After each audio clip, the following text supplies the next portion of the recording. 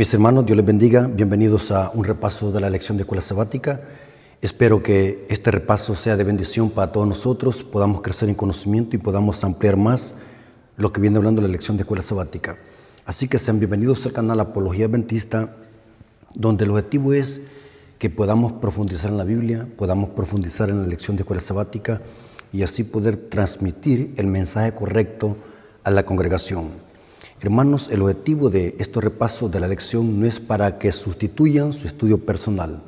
Recuerden, hagan su estudio personal para que este material que presentamos en este canal sea para amplificar más el conocimiento. En esta ocasión, hermanos, como siempre lo hacemos, queremos invitarles a que se suscriban al canal, que le den like a los videos, comenten y compartan este material.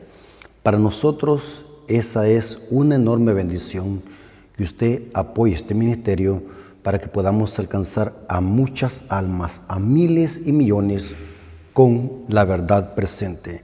Así que, hermanos, mandamos un cordial saludo a todos nuestros hermanos y amigos que son parte de este ministerio, que siempre están orando por este servidor para que podamos ser usados por Dios para presentar la verdad presente.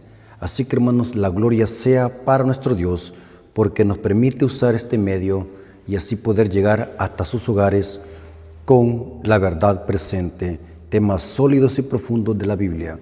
En este caso vamos a estudiar la lección de escuela sabática. Antes de eso vamos a orar. Oremos. Bendito Señor que estás en el cielo, santificado sea tu nombre. Gracias te damos, Señor, porque nos permites una vez más poder presentar el repaso de la lección de escuela sabática. Te pedimos, Señor, sabiduría, conocimiento, para que podamos discernir lo que viene hablando la lección de escuela sabática respecto a tu palabra. Gracias, Padre, porque permites que tu siervo pueda usar este medio para poder predicar tu palabra.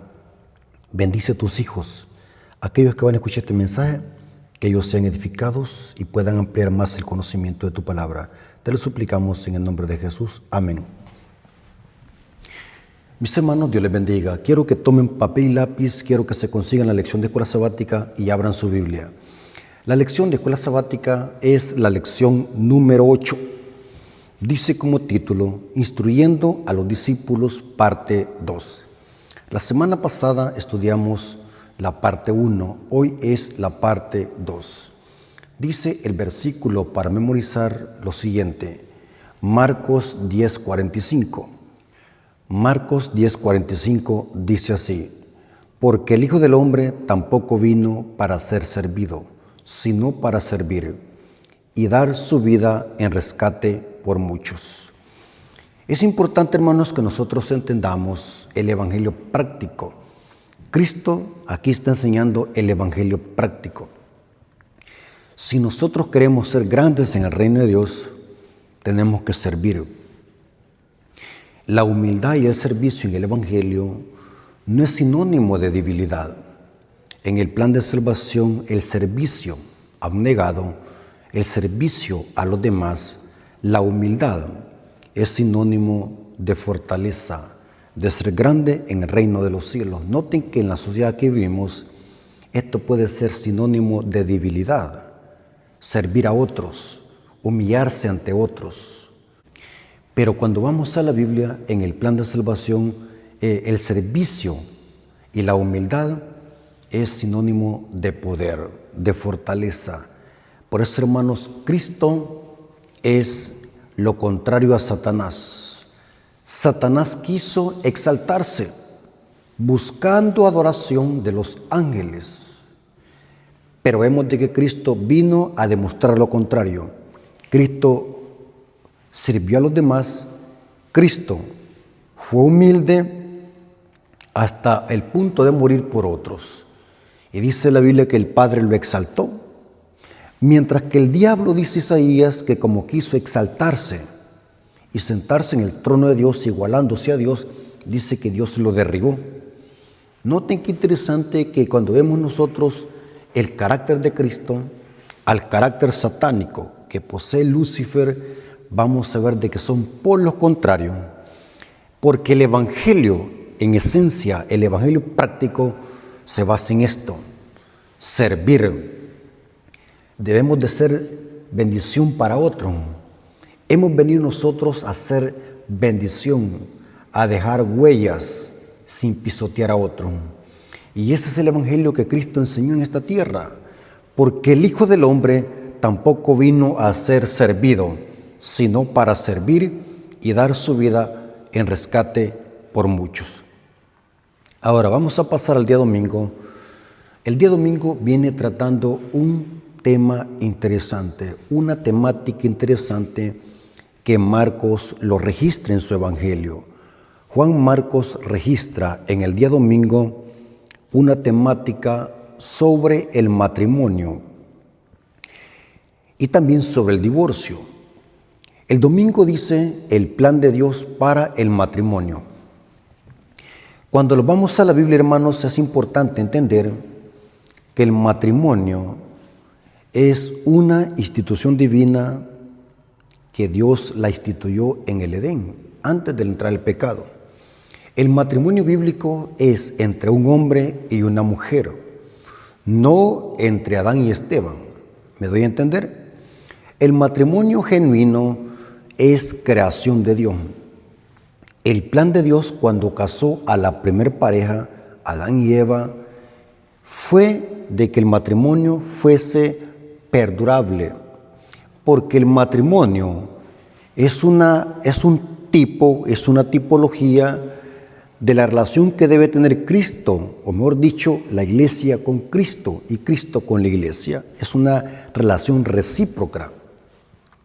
Así también el matrimonio, hermanos, en la Biblia fue creado con un objetivo, de que perdurara para siempre. En un mundo caído, Dios sigue teniendo el mismo plan, de que el matrimonio sea una bendición, aún en este mundo caído. Pero para que exista bendición en un matrimonio, tiene que estar Cristo como centro. Así que basándonos en eso, porque el matrimonio es de origen divino. El matrimonio no tiene nada que ver con religión ni con Estado, porque no fue creado por hombres. El matrimonio es de origen divino, por eso es que el diablo siempre lo ha odiado y lo ha atacado. Así como el diablo odia el sábado como cuarto mandamiento, un día que Dios bendijo y santificó, así también el diablo odia el matrimonio porque es una institución divina.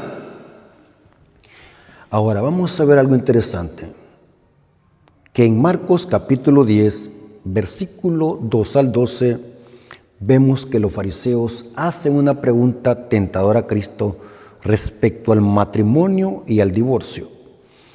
Quiero que pongan atención, hermanos, porque sobre este tema también hay una gran confusión en las iglesias evangélicas y aún muchos hermanos dentro de la iglesia adventista tienen un concepto errado sobre el matrimonio y el divorcio y el nuevo casamiento. Noten cómo dice Marcos capítulo 10, versículo 2 al 12. Dice así: leamos primero el acontecimiento, la pregunta que los fariseos hacen a Jesús para ponerle una trampa y cómo Cristo responde. Y vamos a hacer una aplicación homilética para la actualidad usando esta referencia bíblica. Noten cómo dice Marcos capítulo 10, versículo 2 al 12, dice: y se acercaron los fariseos y le preguntaron para tentarle si era lícito al marido repudiar a su mujer. Él respondió y les dijo: ¿qué os mandó Moisés? Ellos dijeron: Moisés permitió dar carta de divorcio y repudiarla. Esta era una carta, era como un acta que constaba el por qué razón se ha repudiado a la esposa. Esto era permitido en el Antiguo Testamento. Moisés lo dijo, pero ¿por qué razón Moisés mandó a dar carta de divorcio? Respondiendo, Jesús les dijo: por la dureza de vuestro corazón os escribió este mandamiento. Pero al principio de la creación no fue así. Noten qué interesante lo que Jesús está diciendo a los fariseos. ¿Cómo está respondiendo? Por la dureza de vuestro corazón, porque los hombres se aprovechaban de la mujer en los tiempos bíblicos, en los tiempos de la ley. Esto fue de dar carta de divorcio para proteger a la mujer.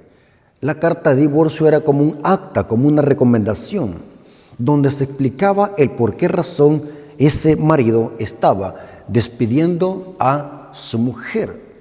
Pero no era que la mujer era una mujer mala.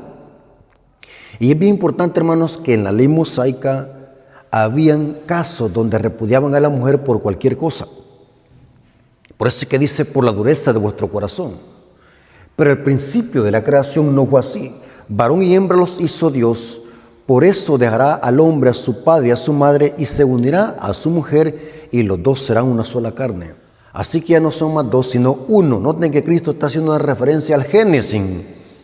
En esta respuesta, Cristo está citando el Génesis respecto al matrimonio. Por tanto, lo que Dios juntó no lo separa el hombre. Y sigue diciendo, en casa volvieron los discípulos a preguntarle de lo mismo. Y les dijo, cualquiera que repudie a su mujer y se casa con otra, comete adulterio contra ella. Y noten que los discípulos volvieron a preguntarle esto a Jesús en la casa. Y dice, en casa volvieron los discípulos a preguntarle de lo mismo. Y les dijo, cualquiera que repudia a su mujer y se casa con otra, comete adulterio contra ella. Y si la mujer repudia a su marido, y se casa con otro, también comete adulterio.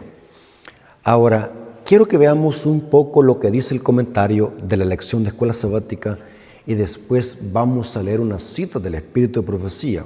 Noten lo que dice el comentario de la lección de escuela sabática. Dice, ¿por qué razón los fariseos querían ponerle una trampa? Dice, por eso es extraño que hicieron la pregunta genérica de si el divorcio era aceptable. Debajo de esta cuestión estaba la intención de entrampar a Jesús poniéndolo en problemas con Herodes Antipa. O sea, vamos a ver que lo que dice Jesús, decían los fariseos, vamos a ver si habla mal o le tira una indirecta a Herodes Antipas, el gobernante de la región que estaba al este del Jordán, donde Jesús estaba ahora. Antipas se había divorciado de su esposa y se había casado con Herodía, la esposa de su hermano Felipe. Y dice, Herodes había decapitado a Juan el Bautista por su reprensión contra esta unión ilícita. O sea que los fariseos, al hacer esta pregunta tentadora, llevaba doble intención. En una forma maliciosa querían escuchar a Jesús y su respuesta, para ver si en realidad daba tipo como una indirecta al pecado en el que estaba viviendo Herodes con Herodías, porque Herodías era esposa legal de Felipe, hermano de Herodes. Muy interesante. Ahora, pero cuando vamos al comentario, dice más abajo, en este pasaje los fariseos le preguntaron a Jesús si es lícito que un hombre se divorcie de su esposa. El divorcio era considerado lícito entre los fariseos. La pregunta fue, ¿por qué motivos?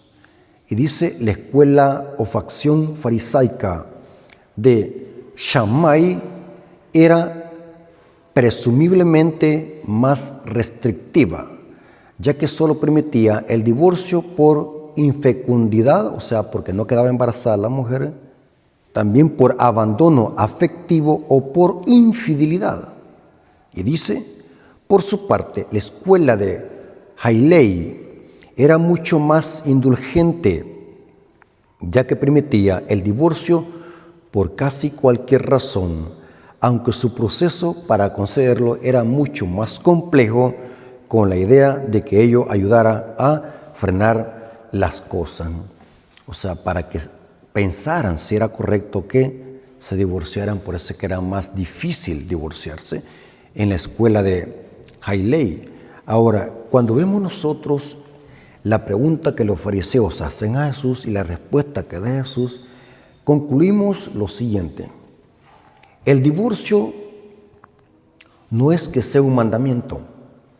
Quiero aclarar esto. El divorcio no es un mandamiento, sino que es una permisividad. La Biblia dice, y eso Jesús lo recalcó en Mateo 19, Cualquiera que repudia a su mujer, o sea, le presenta carta de divorcio, a no ser por fornicación o por infidelidad, el que se casa con la repudiada adultera. O sea que la única permisividad que permite Dios en un mundo caído que exista un divorcio es cuando hay infidelidad. Eso rompe el pacto matrimonial. La Biblia lo dice, Cristo lo dice. Toda regla tiene su excepción. Ahora, la persona que se quedó fiel, eso la Biblia lo infiere. La persona que se quedó fiel puede volver a contraer otro matrimonio siempre y cuando sea en el Señor. Pero necesito que esto pueda quedar claro. El divorcio no es que sea un mandamiento, sino que es una excepción cuando ya no hay solución. Cuando ha habido infidelidad, es por el único motivo que puede haber una ruptura en el matrimonio, o sea, y que pueda disolverse ese matrimonio y puede existir un divorcio. Por eso es que no se puede considerar esto como un mandamiento, sino como una permisividad. Claro, si la pareja decide divorciarse por eso, la Biblia se lo permite. O sea, me refiero yo a la pareja, la parte que quedó inocente. Ahora, alguien me decía una pregunta: ¿qué pasa con la parte que cometió el hecho? Si se arrepiente, ¿Dios lo perdona? Claro, Dios lo perdona. Pero esa persona que cometió el hecho ya no puede volver a casarse otra vez. Eso lo infiere la Biblia. Eso lo insinúa la Biblia. Si la persona que fue infiel quiere salvarse, tiene que permanecer así y arrepentirse de lo que hizo. Noten, hermanos, que estos temas son bien serios. Por eso yo le digo a los jóvenes, si se van a casar, piénsenlo miles de veces y háganlo con una cabeza fría. ¿Por qué hay tantos divorcios? Porque se casaron apresuradamente por emocionalismo o por obsesión. El matrimonio no es un juego. La única forma por la cual puede haber un divorcio es que haya habido infidelidad. Pero si no hubo infidelidad, hasta que la muerte los separe. Aunque el apóstol Pablo dice en 1 Corintios capítulo 7, si ya no pueden vivir,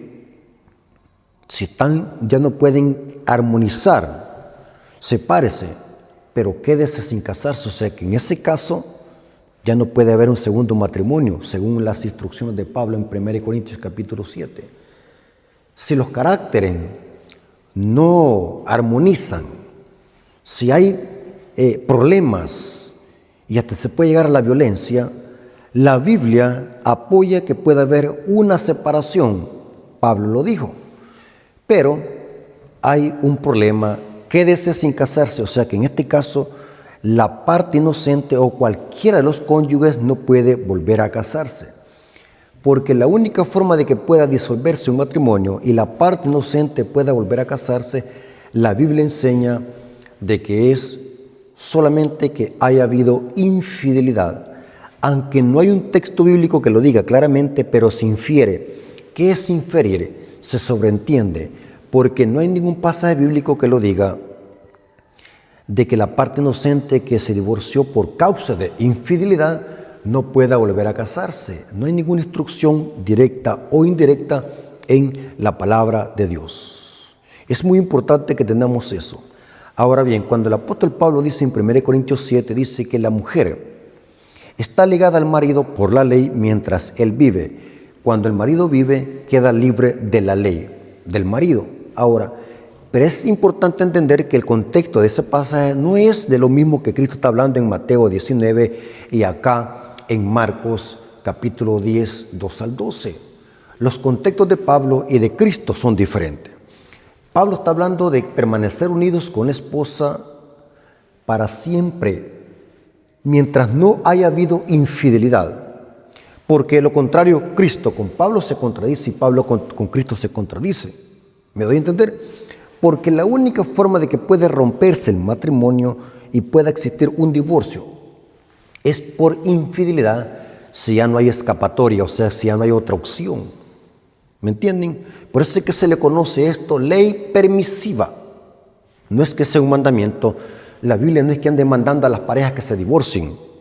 La iglesia adventista a nadie le manda que se divorcie. La iglesia adventista preserva el matrimonio. La iglesia adventista busca la forma cómo conciliar. Por eso es que la iglesia adventista jamás va a apoyar los divorcios. Por eso es que esto tiene que ver una cuestión personal de las parejas. La Biblia dice que si hay infidelidad, la parte inocente puede divorciarse y puede volver a casarse. Esto lo corrobora el comentario bíblico adventista. Noten cómo dice el comentario bíblico adventista.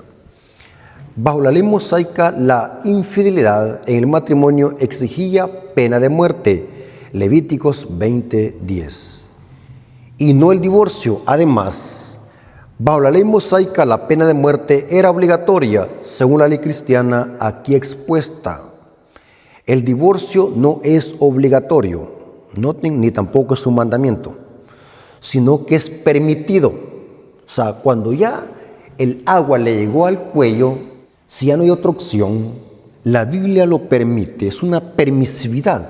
No sé si, hermanos, se están entendiendo qué significa mandamiento con permitir algo. No vayan a confundir esas palabras. Muchas veces, porque no conocemos el concepto de las palabras, no comprendemos el mensaje que quiere transmitir aquí Dios en su palabra. Noten que ese es permitido, no es que es obligatorio. Y dice el comentario, a partir de lo que Jesús enseña aquí, puede inferirse que la parte inocente queda en libertad de elegir si ha de continuar la relación matrimonial. Sin embargo, la reconciliación es siempre lo ideal, sobre todo si la pareja tiene hijos. Tanto aquí como el pasaje paralelo a Mateo 5:32 pareciera indicarse, aunque no se lo dice explícitamente, que la parte inocente queda en libertad de volver a casarse. En todo caso, así lo han entendido a través de los años la gran mayoría de comentaristas. Noten, hermanos, lo que está diciendo el comentario. Yo apoyo lo que dice el comentario bíblico adventista, tiene lógica y tiene sentido. No hay ninguna cita bíblica que diga que la parte inocente está prohibido que se vuelva a casar si es que sí hubo una infidelidad de parte de su cónyuge. Esto lo corrobora el espíritu de profecía. Noten, hermanos, lo que dice el espíritu de profecía en el libro Hogar Cristiano o Hogar Adventista, página 309, párrafo 3, dice: en el Sermón del Monte Jesús indicó claramente que el casamiento no podía disolverse, excepto, noten que toda regla tiene su excepción, excepto por infidelidad a los votos matrimoniales. En el Sermón del Monte Jesús indicó claramente que el casamiento no podía disolverse, excepto por infidelidad a los votos matrimoniales. El que repudia a su mujer, dijo él, el que repudia a su mujer fuera de causa de fornicación, hace que ella adultere, y el que se casare con la repudiada comete adulterio. Noten esta otra cita, Hogar Adventista, página 313, dice así: quiero decirles que hay un solo motivo por el cual su esposo puede separarse legalmente de su esposa, o una esposa de su esposo.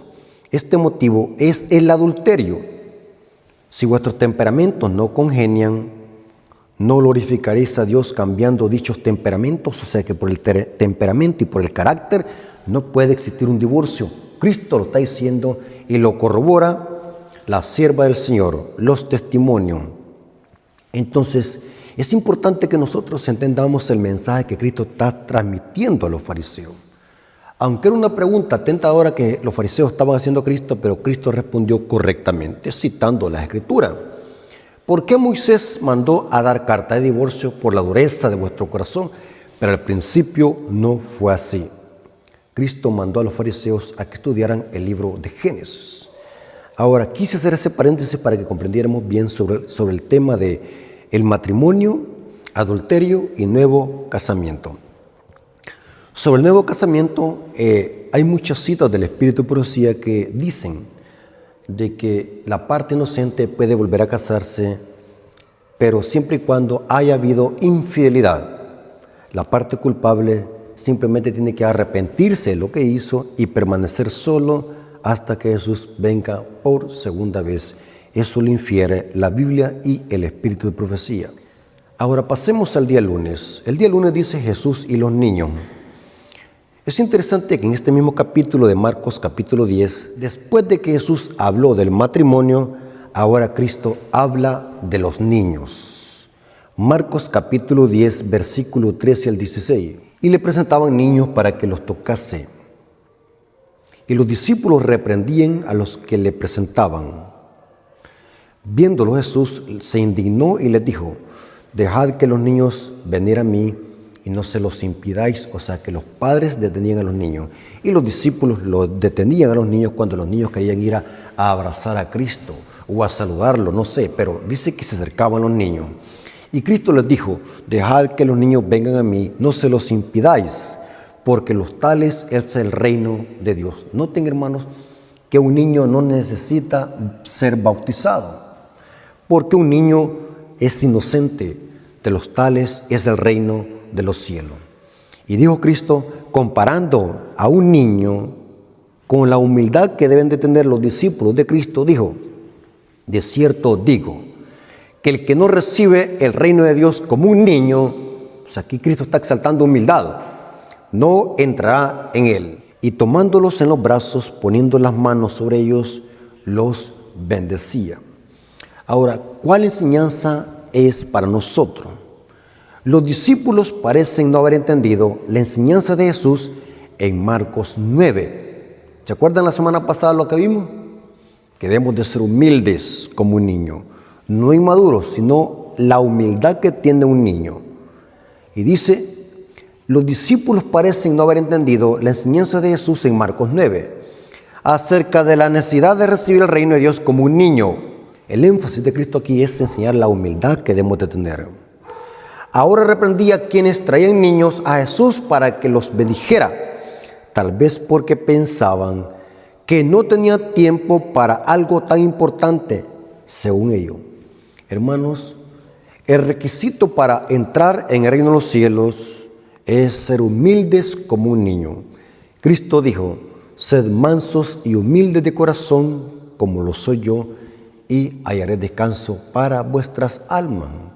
Eso lo dijo Cristo en Mateo 11, 28 al 29. Es importante, hermanos, que nosotros tengamos la humildad, la sencillez de un niño. No que seamos inmaduros espiritualmente, sino que seamos humildes como un niño. Así como un niño depende totalmente de su padre, así también nosotros debemos de ser humildes, depender totalmente de nuestro Padre Celestial. Esta analogía nos enseña que si nosotros no somos como un niño, no podremos entrar en el reino de los cielos. Y no importa, hermanos, que seamos teólogos, eruditos, pastores o tengamos grandes puestos en la iglesia. El Evangelio práctico nos enseña que si no hay humildad en nosotros, si nuestro ego no se baja al suelo, si nuestro ego no es abatido por el poder del Espíritu Santo, jamás podemos heredar el reino de los cielos. Y ese es el problema de nosotros los que estudiamos mucho. Ese es el problema de los teólogos y de los eruditos. El pecado del ego. Muchas veces creemos de que la teoría, el conocimiento teórico nos eleva el ego y muchas veces podemos perder de vista la esencia del Evangelio, que es la humildad. El Evangelio en práctica es ese, ser humildes como un niño. Entre más conocemos, tenemos que ser más humildes y humillarnos en la poderosa mano de Jehová para que los exalte a su debido tiempo. Y eso es el mensaje que Cristo quiere transmitir, tomando como un ejemplo a los niños. Ser como un niño para que nosotros podamos heredar el reino de los cielos. El día martes viene hablando de un tema muy interesante y dice la mejor inversión. El día martes, hermanos, me llamó la atención que viene tratando, basándonos en Marcos 10, versículos 17 al 21. El tema aquí es el joven rico. Por eso, hermanos, se llama la lección, ahí dice, la mejor inversión, porque el tema es sobre el joven rico. Leamos lo que está pasando acá. Noten que estamos tratando el capítulo 10 de Marcos. Primero Cristo trató el tema del matrimonio y el divorcio. Después habló de los niños, que tengamos un carácter como los niños. Y ahora presenta una historia triste, que es la del joven rico.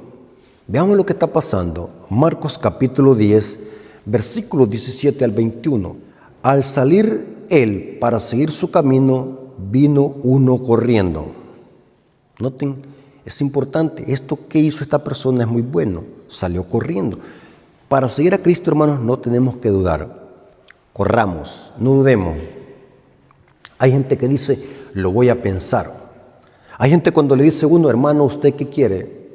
Usted no quiere entregar su vida a Cristo a través del bautismo, no quiere creer en Cristo, no quiere creerle a Cristo en su palabra, no quiere usted seguir a Cristo, no quiere convertirse a Cristo. Y la gente dice, lo voy a pensar, como que si fuera algo malo que están haciendo. Como que si es un noviazgo que le van a hacer al novio, lo voy a pensar, hermanos.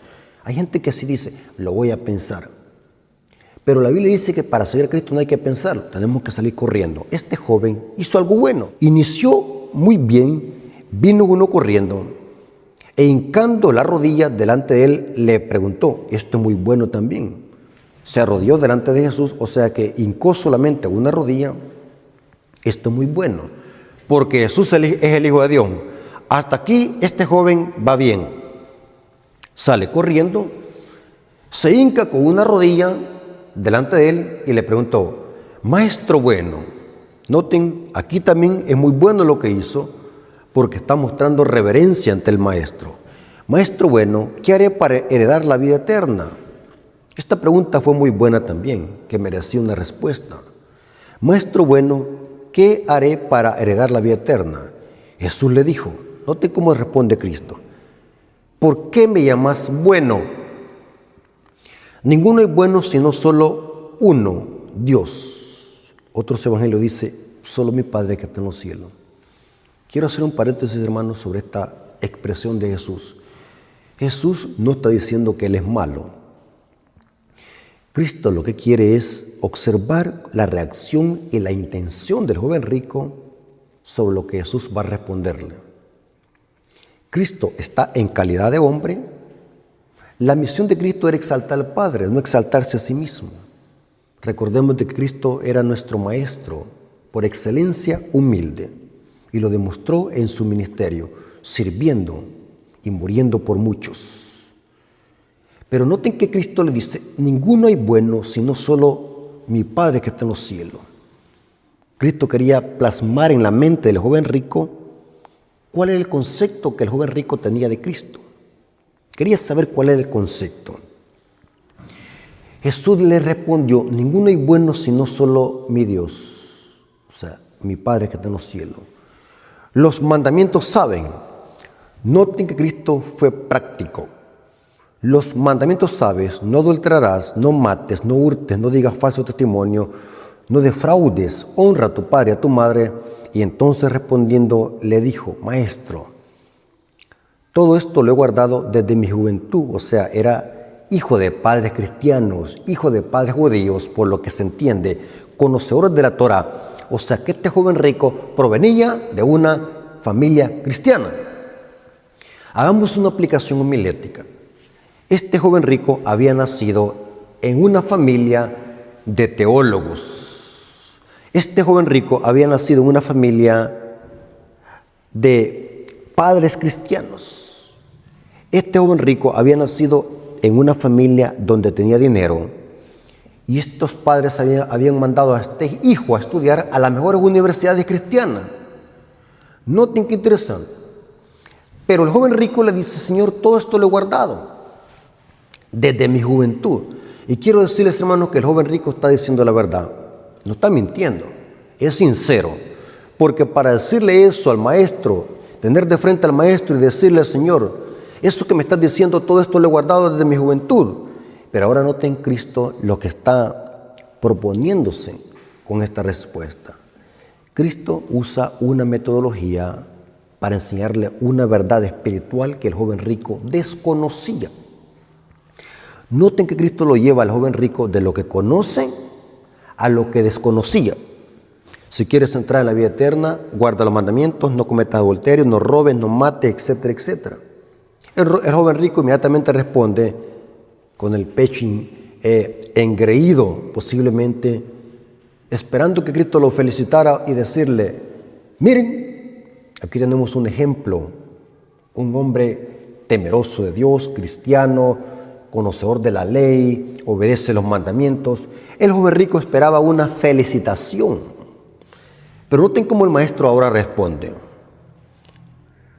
Maestro, todo esto lo he guardado desde mi juventud. Entonces Jesús, mirándolo, le amó. Es interesante que de los 4 evangelios sinópticos, Marcos es el único que usa esta expresión, le amó. Vamos a ver de que este joven rico estaba falto de amor. Conocía solamente la letra de la ley, sin el amor de Dios. O sea, era un observador de la ley, pero superficialmente era una persona moralmente buena, pero por dentro estaba muerto espiritualmente. No conocía el espíritu de la ley, que es el amor. Y dice, y mirándole le amó y le dijo: una cosa te falta. Anda y vende todo lo que tienes y dalo a los pobres, y tendrás tesoro en el cielo, y ven y sígueme, tomando tu cruz. Es importante, hermanos, entender esto. Este mandamiento que Jesús le está dando al joven rico, no es que esté diciéndole Jesús: quédate pobre, regala todo lo que tienes y quédate pobre, quédate mendigo. Jesús sabía de que este joven rico era avaro, no compartía con nadie, no tenía amor al prójimo. Y es interesante que el joven rico, cuando escuchó eso, dice que agachó la cabeza y se fue. Ahora, vemos algo interesante acá. Desde la perspectiva del joven rico, él guardaba los mandamientos, según su perspectiva, porque conocía la letra de la ley. Pero cuando Cristo lo confronta, desde la perspectiva de Cristo, el joven rico no guardaba la ley. Al responder el joven rico con esta acción, demostró que el Dios de él era el dinero, el Dios Mamón en griego. Es terrible, hermanos. Son 2 cosas diferentes. Ser una persona moralmente buena y otra cosa es ser un discípulo de Cristo.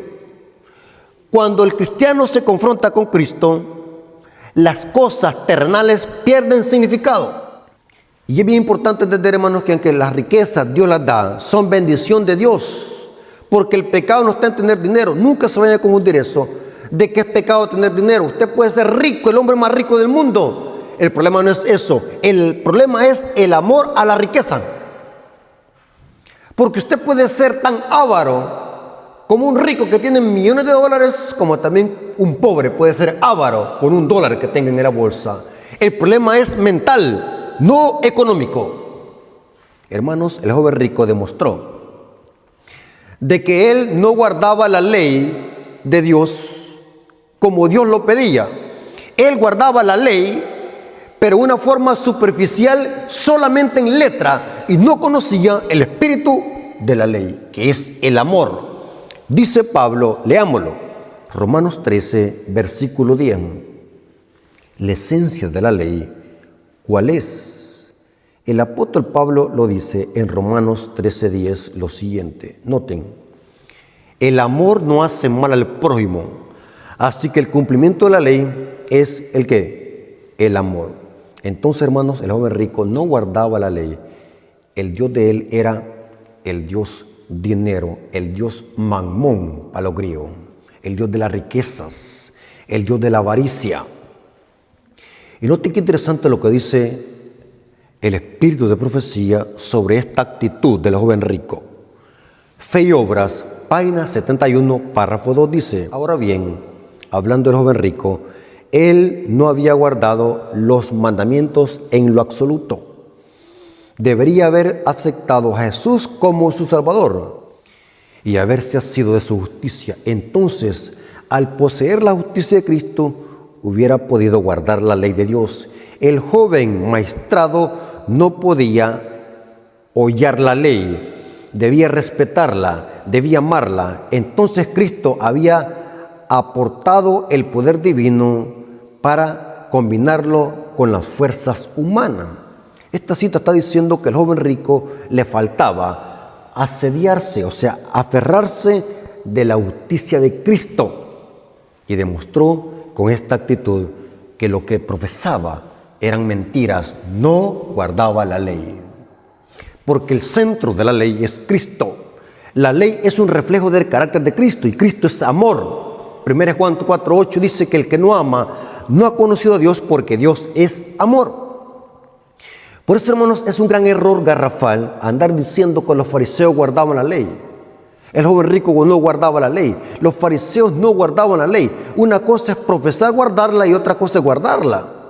Porque la única forma de poder guardar la ley es que exista el amor de Cristo en nuestros corazones, porque ese es el centro de la ley. El joven rico era mentiroso. Desde la perspectiva de Cristo, el joven rico no guardaba la ley. Demostró que su Dios era el dinero. El día miércoles, hermanos, trae un tema muy interesante también.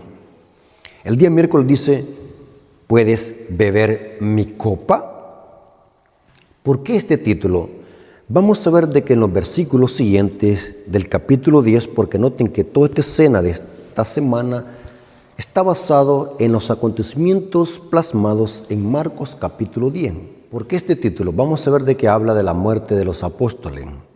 Está basado en Marcos capítulo 10, versículo 33 al 45. Noten que toda esta lección de escuela sabática viene plasmada en los acontecimientos del capítulo 10 de Marcos. Ahora vamos a ver de que en los versículos siguientes, después de presentar la escena del joven rico, ahora Cristo empieza a hablar de lo que iba a padecer.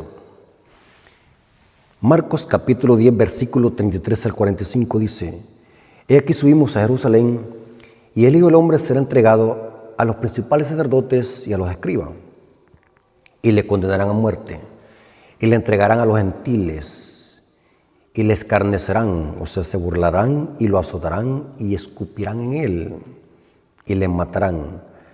Mas el tercer día resucitará.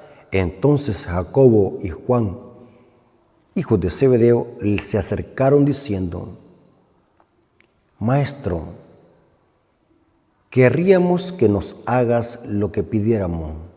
¿Noten lo que estaban pensando? Él les dijo, ¿qué queréis que los haga? Ellos le dijeron, concédenos que en tu gloria nos sentemos el uno a la derecha y el otro a la izquierda. Noten lo que estaban pensando. Cuando escucharon de Cristo iba a ir a Jerusalén, iba a ser entregado a muerte, iban a hacer lo que quisieran con él, le iban a escupir, le iban a matar y que iba a resucitar en el tercer día. Lo primero que se les vino a estos discípulos, que era Jacobo y a Juan, es pedir que cuando Cristo reinara, uno se sentara a la izquierda y otro se sentara a la derecha. Noten lo que están pensando.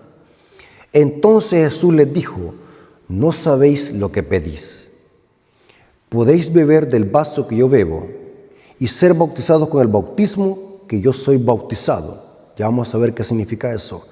Ellos dijeron, podemos. No entendían lo que Cristo quería decir. Jesús les dijo, a la verdad del vaso que yo bebo beberéis, y con el bautismo con que yo soy bautizado seréis bautizados. Pero el sentaros a mi derecha y a mi izquierda no es mío darlos, sino de aquellos para quienes está preparado. Cuando lo oyeron, los 10 comenzaron a enojarse contra Jacobo y contra Juan. Mas Jesús, llamándoles, les dijo, sabéis que los que son tenidos por gobernantes de las naciones se enseñorean de ellas, y sus grandes ejercen sobre ella potestad.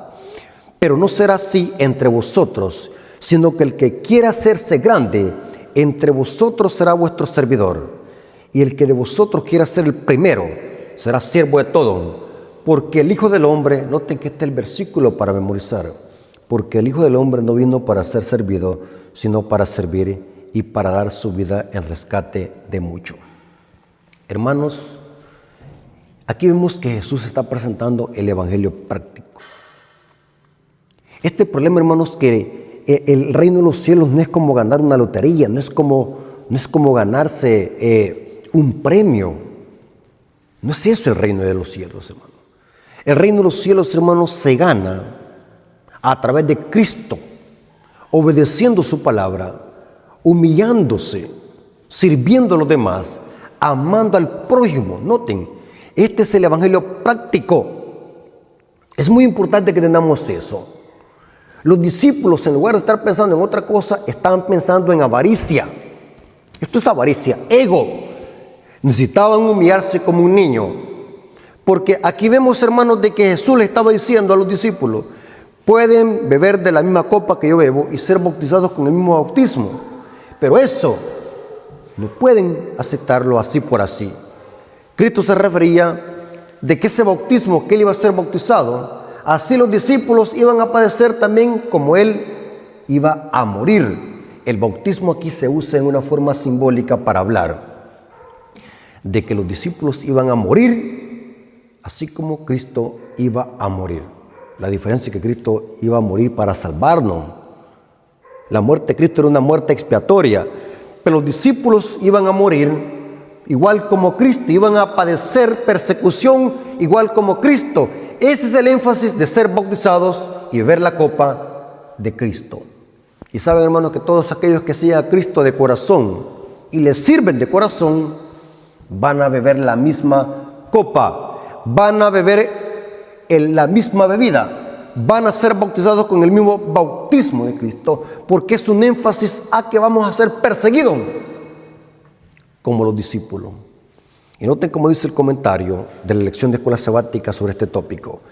Jesús procura ayudarlos a profundizar en su comprensión de lo que implica lo que están solicitando. La pregunta si pueden beber su copa o ser bautizados por su bautismo, su copa será la del sufrimiento en el Getsemaní y en la cruz. Compárese con Marcos 14:36. Mientras que su bautismo será su muerte y sepultura. Marcos 15:33 al 47. Y dice el comentario: estos eventos están en paralelo con su bautismo en Marcos 1. Noten por qué Cristo le dijo estas palabras a estos dos discípulos, a Juan y a Jacobo Santiago. Dice: pero Santiago y Juan no captan el sentido de las palabras de Jesús y responden con su superficialidad, que en efecto pueden. Jesús profetiza entonces que en verdad beberán su copa y serán bautizados con su muerte. Santiago fue el primero de los apóstoles en morir como mártir, Hechos 12:2. Juan fue más longevo que los apóstoles y fue enviado al exilio a la isla de Pasmos, Apocalipsis 1:9. Pero Jesús indica que los lugares ocupados en ocasión de la glorificación son establecidos por Dios, no simplemente por pedirlos, por tener un ego en nuestro corazón. Hermanos, aquí vemos de que aquí Cristo está contrastando la humildad de un niño al carácter que estos dos discípulos tenían aún hasta ese momento. Pero más tarde estos discípulos que eran considerados orgullosos como hijos del trueno, fueron transformados por el poder del Espíritu Santo. En Hechos de los Apóstoles vemos cómo los discípulos estaban unidos, unánimes. Hechos 1:14. Significa que sus diferencias, su ego, su idolatría de sí mismos había desaparecido. Ahora reflejaban el carácter de Cristo. Hermanos, es importante que nosotros podamos hacer aplicación espiritual para nuestra vida. El evangelio no simplemente es teoría, es práctica. Seamos serviciales con otros. Amemos a nuestros prójimos, ayudemos cuando podemos ayudar, porque ese es el evangelio práctico. Ahora, el día jueves dice algo interesante. ¿Qué quieres que te haga? El día jueves viene hablando de la sanación de un ciego llamado Bartimeo. Esto está en Marcos capítulo 10, versículo 46 al 52.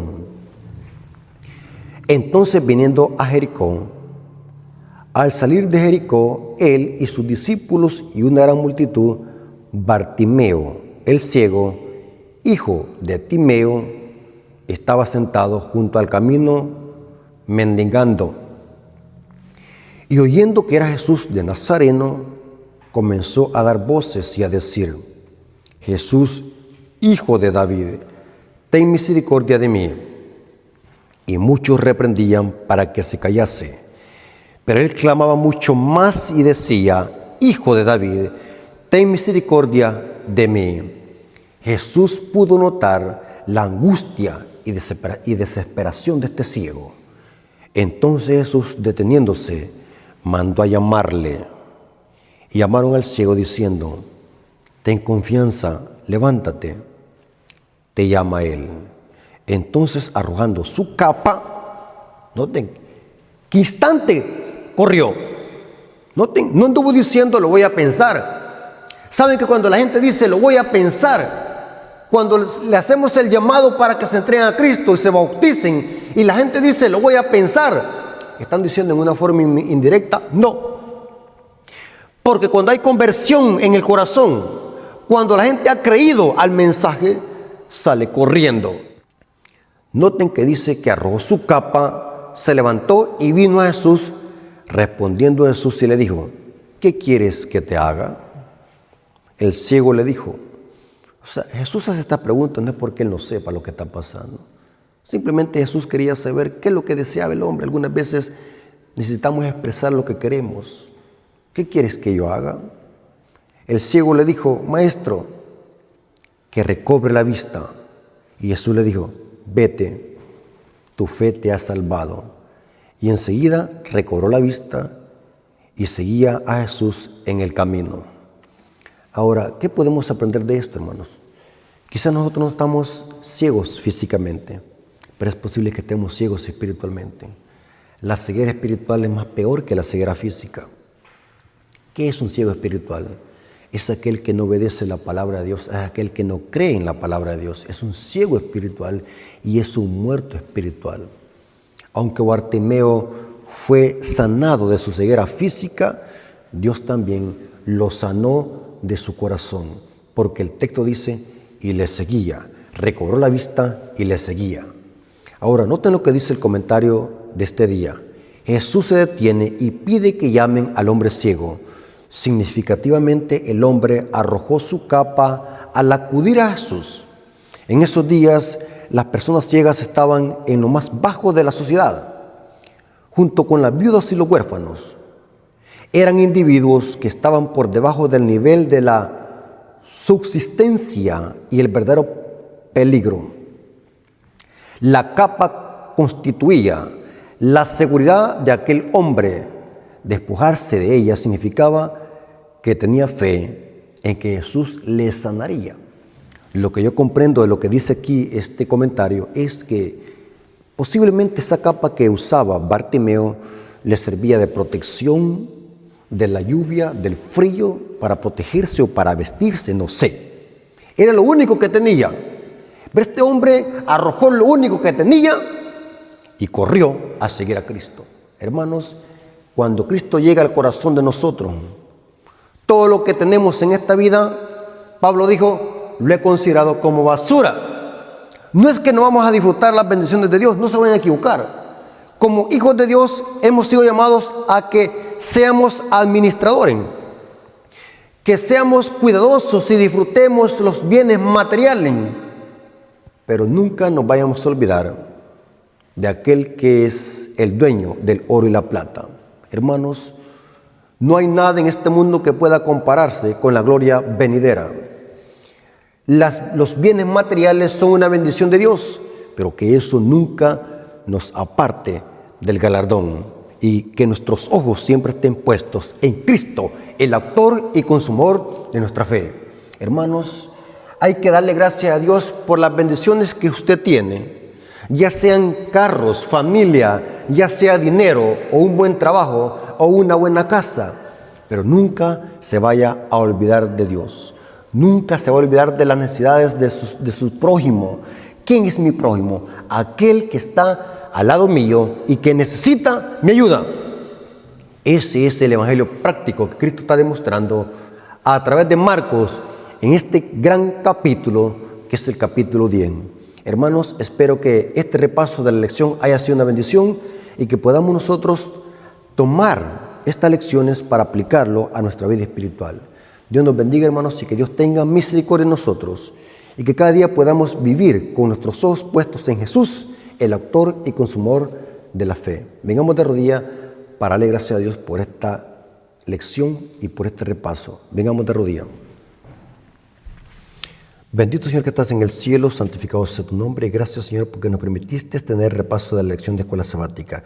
Gracias por estas lecciones importantísimas del evangelio práctico, de lo que significa ser un discípulo de Cristo, servir, obedecerte, ser humildes como un niño, siempre tener nuestra vista puesta en ti, Señor. Gracias, Padre, por tu amor y tu misericordia. Gracias porque estuviste con nosotros en este repaso de la lección. Te lo agradecemos en el nombre de Jesús. Amén. Mis hermanos, Dios me los bendiga.